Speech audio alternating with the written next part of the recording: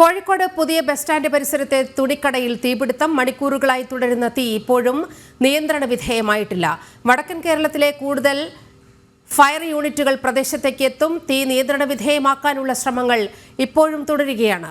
അതേസമയം അപകട കാരണം അന്വേഷിക്കുമെന്ന് ജില്ലാ കളക്ടർ അറിയിച്ചു. തീ പൂർണ്ണമായി അണയ്ക്കാൻ സമയമെടുക്കുമെന്നും കളക്ടർ അറിയിച്ചു. മന്ത്രി AK ശശീന്ദ്രൻ ഉൾപ്പെടെ സ്ഥലത്തെത്തി. കെട്ടിടങ്ങളുടെ ഉള്ളിൽ ഇപ്പോഴും തീ കത്തുകയാണ്. JCBകൾ ഉപയോഗിച്ച് കടയുടെ ഷട്ടറുകൾ ഉൾപ്പെടെയുള്ള ഭാഗം നീക്കം ചെയ്ത് തീ അണയ്ക്കാനുള്ള ശ്രമമാണ് നടക്കുന്നത്. വിവരങ്ങളുമായി ദിസ്ന സുരേഷ് ചേരുകയാണ്. ദിസ്ന, ഏതാണ്ട് 5 മണിക്കൂറാകുന്നു കോഴിക്കോട്ടെ ഈ തുണിക്കടയുടെ ഗോഡൌണിൽ തീ പിടിക്കാൻ തുടങ്ങിയിട്ട്.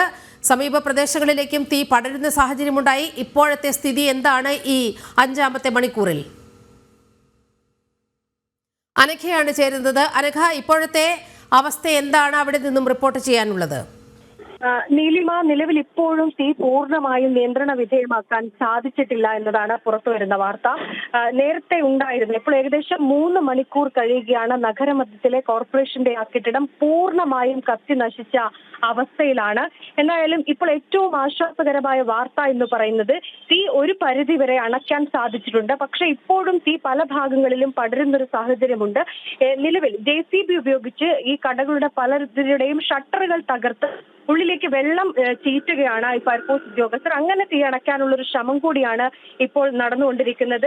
മാത്രമല്ല, ഈ ജില്ലയിലെ വിവിധ ഭാഗങ്ങളിൽ നിന്നുള്ള ഫയർഫോഴ്സ് യൂണിറ്റുകൾ ഈ പ്രദേശത്തേക്ക് ഇപ്പോഴും എത്തിക്കൊണ്ടിരിക്കുകയാണ്.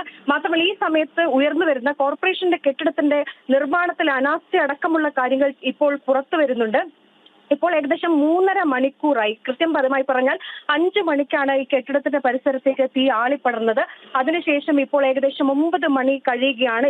ഇപ്പോഴും തീ പൂർണ്ണമായും നിയന്ത്രണ വിധേയമാക്കാൻ കഴിഞ്ഞിട്ടില്ല എന്നതാണ് വസ്തുത. ഇപ്പോഴും പലയിടത്തും തീ ആളിപ്പടരുന്നുണ്ട്. പക്ഷെ ഈ സമയത്തും നമുക്ക് ഇത്ര ആശ്വാസത്തോടെ ഈ വാർത്ത പറയാൻ സാധിക്കുന്നത് ഇന്ന് ഞായറാഴ്ചയാണ്. പല കടകളും അടഞ്ഞു കിടക്കുന്ന ഒരു സാഹചര്യമായിരുന്നു.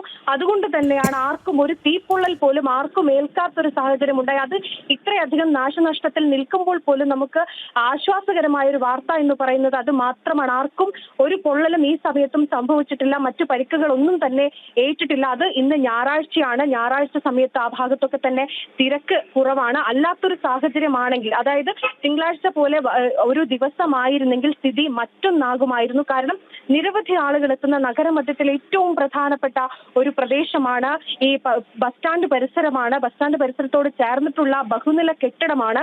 അതുകൊണ്ട് തന്നെ നിരവധി ആളുകൾ ഈ പ്രദേശത്തേക്ക് എത്തുന്ന ഒരു സാഹചര്യം ഉണ്ടാകും. ഇന്ന് ഞായറാഴ്ച ആയതുകൊണ്ട് തന്നെ പല കടകളും അടഞ്ഞു കിടന്നിരുന്നു. പക്ഷേ ചില കടകളൊക്കെ തന്നെ തുറന്ന് പ്രവർത്തിച്ചിരുന്നു.